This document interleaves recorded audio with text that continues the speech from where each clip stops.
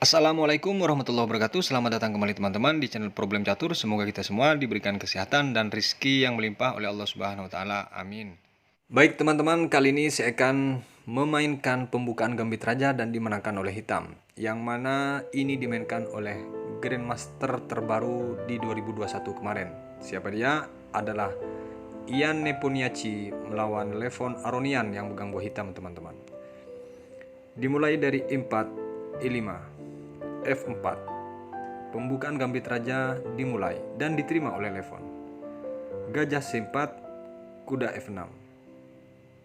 Kuda C3, C6 dan D4.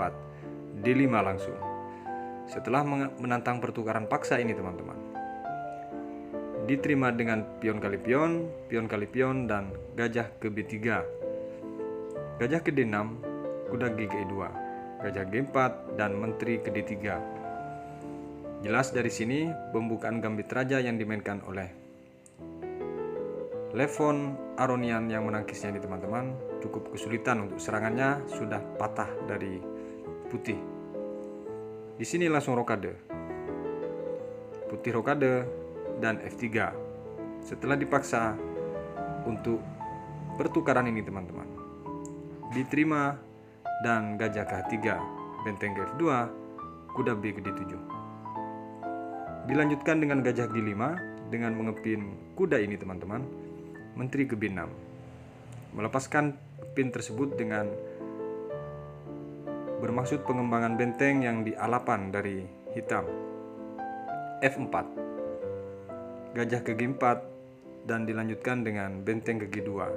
Benteng F ke E8, benteng ke F1. Gajah ke F8. Gajah kali E2 di sini. Dijawab oleh hitam dan dipukul oleh kuda teman-teman. A5, A4, benteng ke-4 dan raja ke H1. Menghindari kemungkinan peraduan nantinya. Benteng A ke 8, kuda G3. Benteng kali D4, menteri F3. Benteng ke B4, kuda F5 dan G6. Hingga ke langkah 23 tidak ada yang salah atau blunder di antara kedua pemain ini teman-teman. Di sini langsung dipukul oleh putih pion yang di D5. Kuda kali gajah dan menteri kali kuda. Kuda F6. Setelah diancam langsung dipukul oleh gajah. Menteri kali gajah dan B3.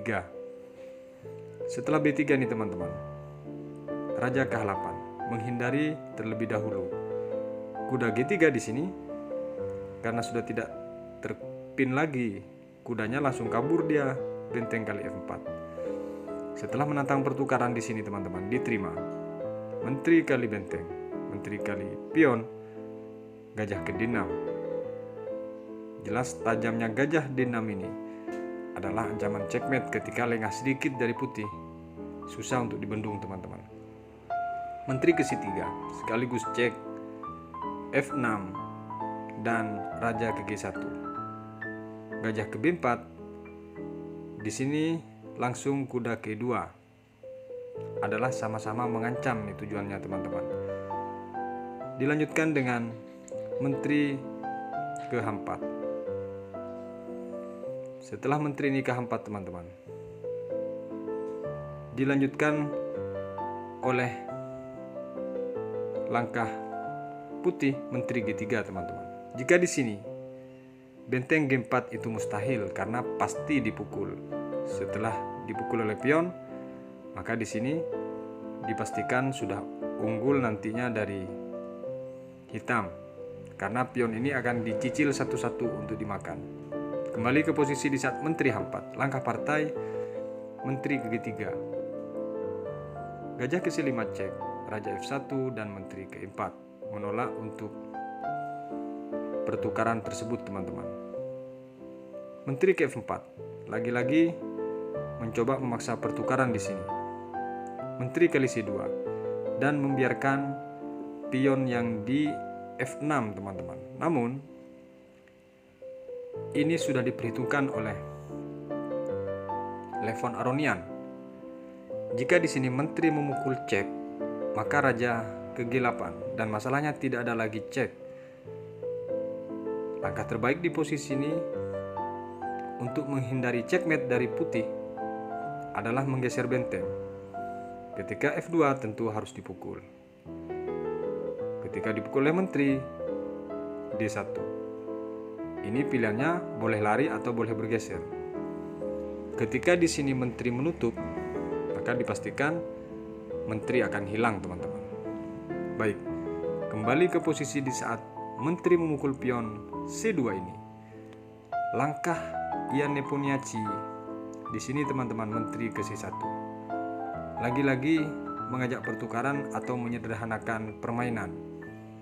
Walaupun di sini kalah satu pion, tapi masih ada kemungkinan remis ketika